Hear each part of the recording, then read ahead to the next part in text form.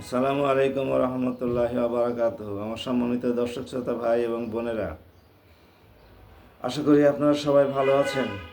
আপনারা খুব সুন্দরভাবে অবগত আছেন যে গত বছর জুলাই 24-এর গণ অভ্যুত্থানের অন্যতম একটি মূল মন্ত্র ছিল দিল্লি না ঢাকা, ঢাকা ঢাকা।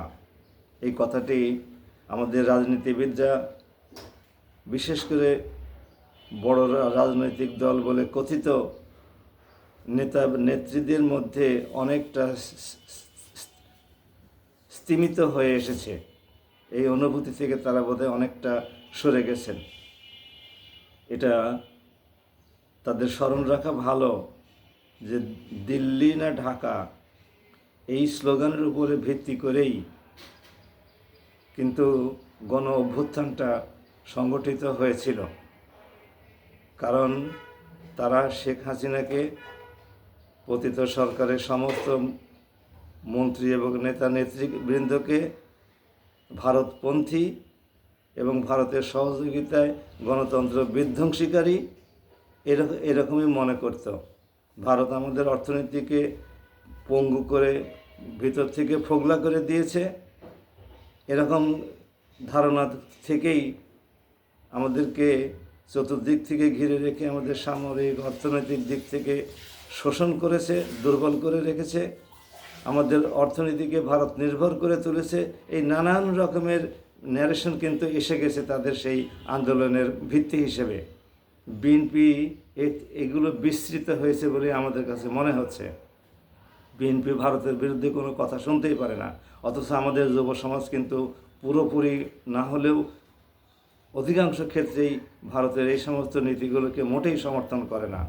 ভারত আমাদের সাথে গণতন্ত্র বিধ্বংস করে, আমাদেরকে ভারত নির্ভর করে, আমাদের দেশটাকে ভারতের বাজার হিসেবে প্রতিষ্ঠিত করার জন্য আপ্রাণ চেষ্টা করে, আমাদের কাছ থেকে করিডোর নিয়ে, আমাদের রেল এবং সড়ক পথ ব্যবহার করে, আমাদের অবকাঠামোর ক্ষতি সাধন করে, আমাদের দেশে বিদ্যুৎ ব্যবস্থাকে কবজায় নিয়ে আমাদের ফেনী থেকে একেবারে আখাউড়া পর্যন্ত 900 একর 2700 বিঘা জমি ভারত লিজ নিয়ে একটা সার্বভৌম এলাকার মধ্যে এভাবে কেউ জমি লিজ নেয়?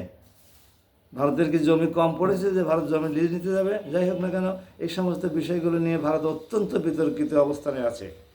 কাজেই বিএনপিকে এই বিতর্ক যদি কাজে লাগিয়ে এই বিষয়গুলোকে যদি সামনে নিয়ে এসে এগুলোর বিপক্ষে অবস্থান নিয়ে ময়দানে নামে, তাহলে পরে জনগণের কাছে পপুলারিটি অর্জন করবে।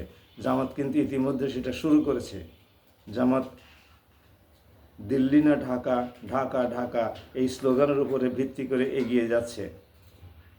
কাজেই বিএনপি জামাতের এই এই এই অনুভূতিটা থেকে শিক্ষা গ্রহণ করবে কিনা, এই নির্বাচনী কৌশল থেকে শিক্ষা গ্রহণ করবে কিনা, সেটা সম্পূর্ণরূপে বিএনপির নিজস্ব ব্যাপার। তবে বিএনপিকে সামাল দিতে হলে তাকে কিছুটা হলেও আওয়ামী বিরোধী থাকতেই হবে। শুধু ওই এক আধ দুইটা মিটিংয়ে ফ্যাসিস্ট আওয়ামী লীগ সরকারের আমলে কি হয়েছে না হয়েছে এই সমস্ত খিস্তি খেয়ে প্রচার করে তাদের জনপ্রিয়তা বৃদ্ধি করা সম্ভব হবে না। আওয়ামী লীগ যেভাবে ভারতের উপরে নির্ভরশীল হয়ে দেশকে পরনির্ভর করতে চেয়েছিল, বিএনপিকে এই নীতি থেকে সম্পূর্ণরূপে বের হয়ে এসে বাংলাদেশকে স্বনির্ভর করার জন্যে যত রকমের প্রচেষ্টা চালানো দরকার সব প্রতিশ্রুতি জনগণের কাছে ব্যক্ত করতে হবে। সবচেয়ে বড় কর্মসংস্থান, সমস্ত বিএনপির আমলে শত শত মিল কলকারখানা বন্ধ করে দেওয়া হয়েছে। শত শত না হলে ডজন ডজন।